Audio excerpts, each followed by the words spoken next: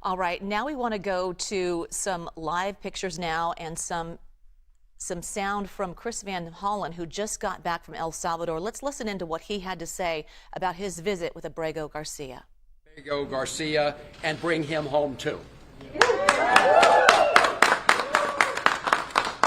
We're joined by his wife, Jennifer, by his mother, Cecilia, by his brother, Cesar, and thank all of the rest of you who are joining us in solidarity with the Constitution and Kilmar.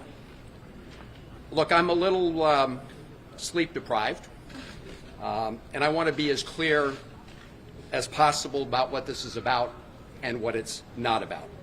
So I'm going to read the remarks that I wrote on the plane ride home. As the federal courts have said, we need to bring Mr. Abrego Garcia home to protect his constitutional rights to due process.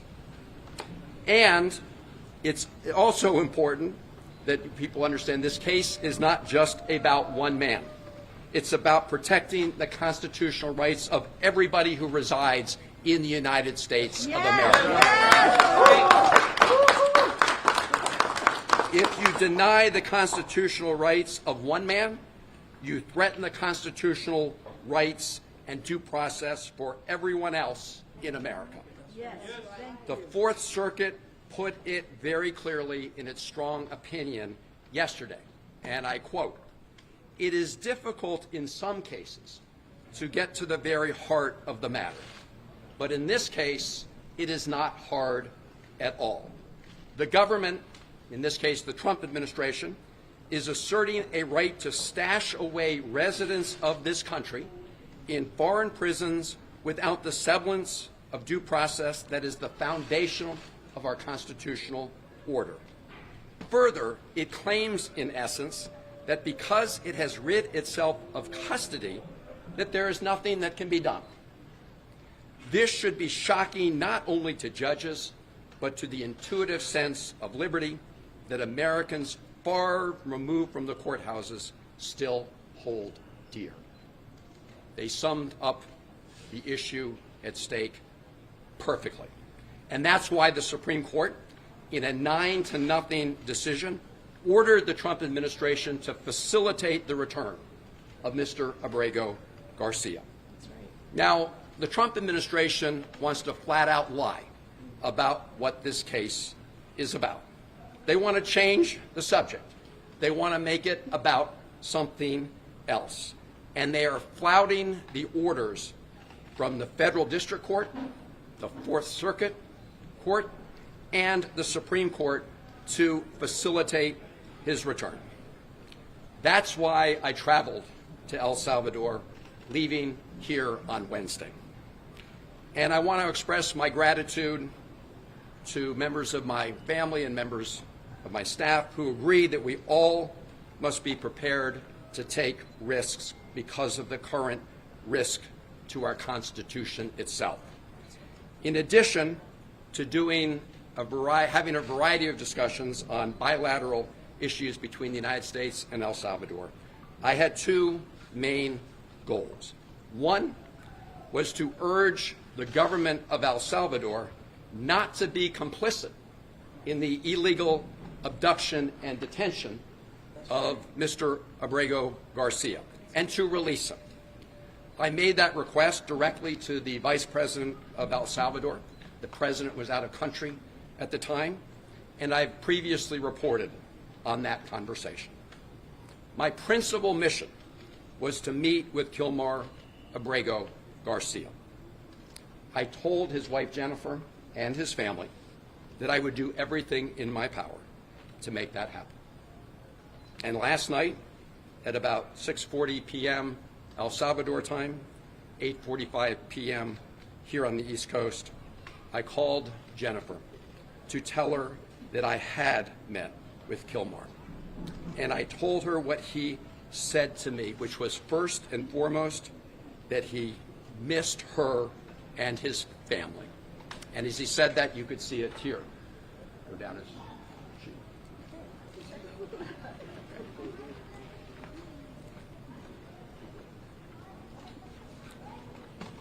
Now, getting a meeting with Kilmar was not easy.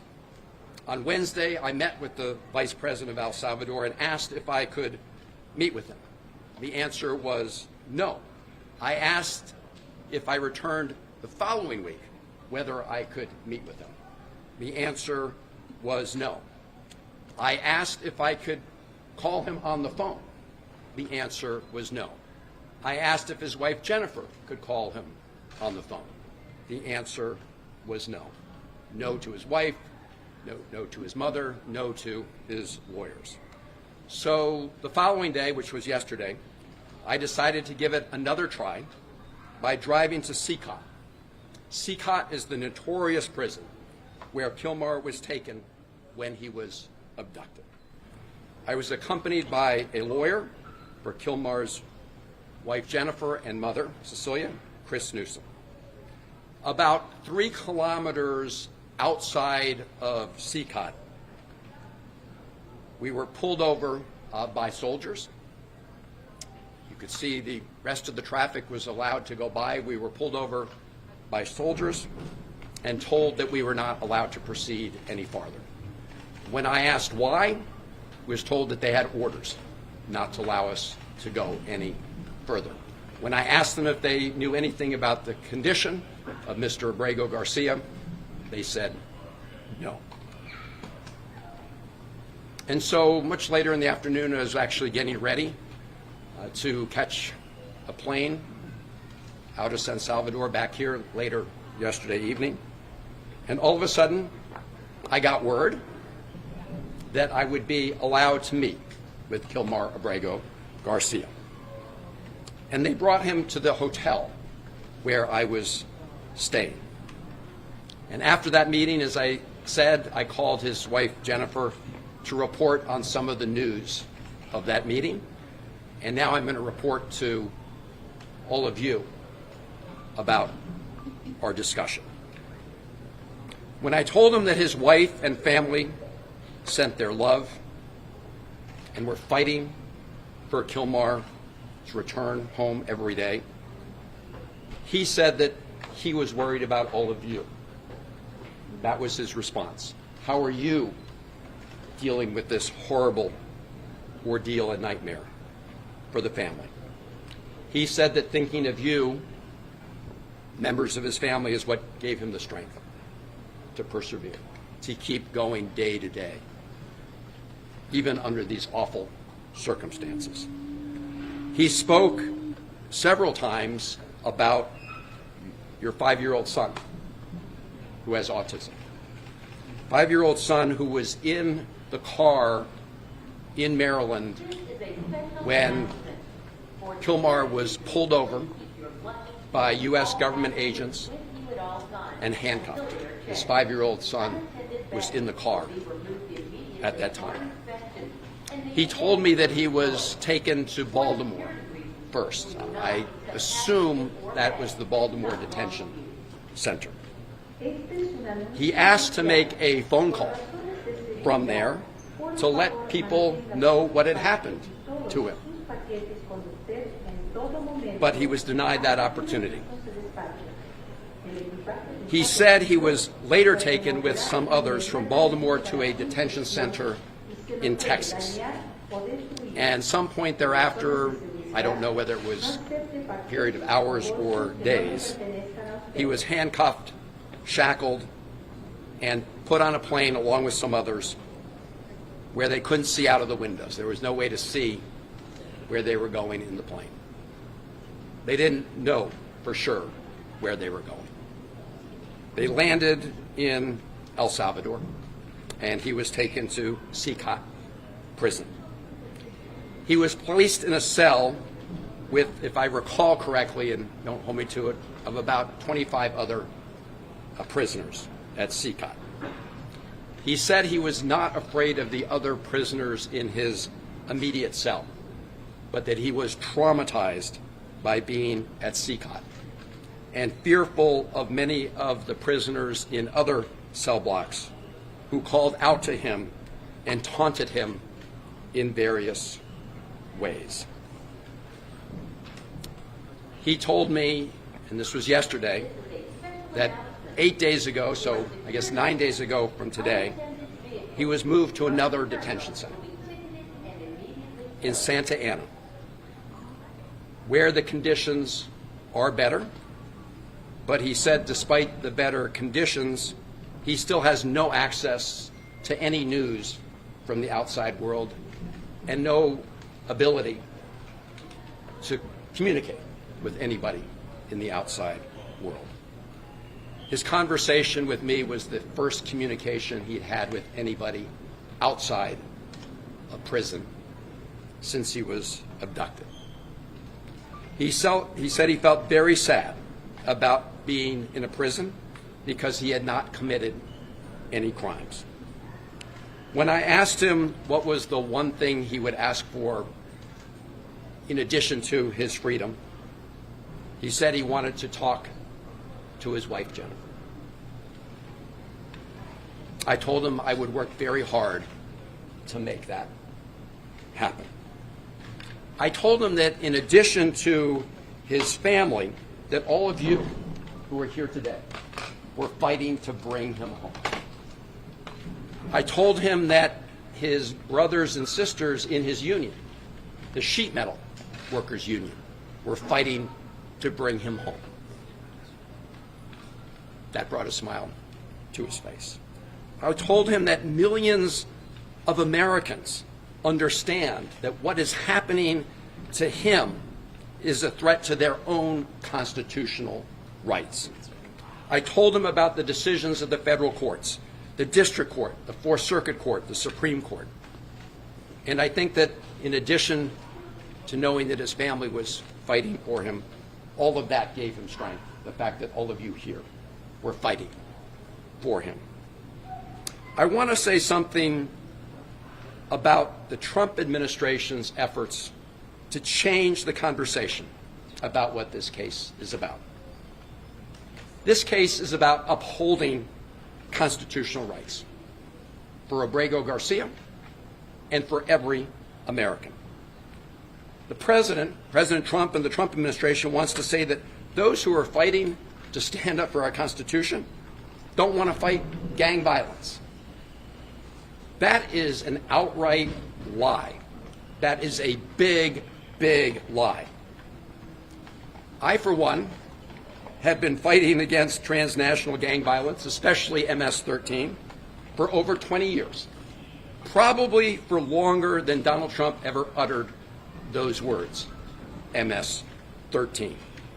Over 20 years ago, I worked to establish an anti-gang task force, a regional anti-gang task force in the Maryland, Washington, D.C., and Virginia area. I did it in a bipartisan way with then Congressman Frank Wolf and Tom Davis. And we have made substantial progress in this region. We have a long way still to go, but those efforts have resulted in progress. So I say to the President of the Trump administration, if you want to make claims about Mr. Abrego Garcia and MS-13, you should present them in the court, not over social media, not at press conferences where you just rattle stuff off. Because here is what the federal district court judge said about exactly this issue. This is Judge Zinnes. So she is the federal district court judge in the District of Maryland, where the case first appeared. This is a quote from her opinion. Defendants, and in this case, this is the Trump administration she's referring to, have offered no evidence linking Abrego Garcia to MS-13 or any terrorist activity. And vague allegations of gang association alone do not supersede the express protections offered under the INA, unquote. She emphasized this point, and I'm quoting, "No evidence before the court connects Abrego Garcia to MS-13 or any other criminal organization," unquote. In other words, put up in court or shut up. All right. right, these comments coming from Senator Van Hollen. He is back with the family, Abrego Garcia's family right now. He had just visited Abrego Garcia in an El Salvador prison, and you might be able to see some of the family behind his wife to the right there. And he shared that during the conversation he had with Garcia, the first question that he wanted to know was, how is my wife and how is my son, his son who has autism? So he wanted to know how his family was doing before then he shared how he was doing. There was a photo of the two of them actually meeting at a coffee shop. He was not in prison clothing at the time. So these comments that you can see right there. So the comments coming from the senator after his visit, he will continue to make his remarks and also convince the Trump administration and others to bring him home. We'll continue to follow the developments in this case. But as it stands right now, the senator's back home. Abrego Garcia is still in prison, and we just saw remarks from the senator there.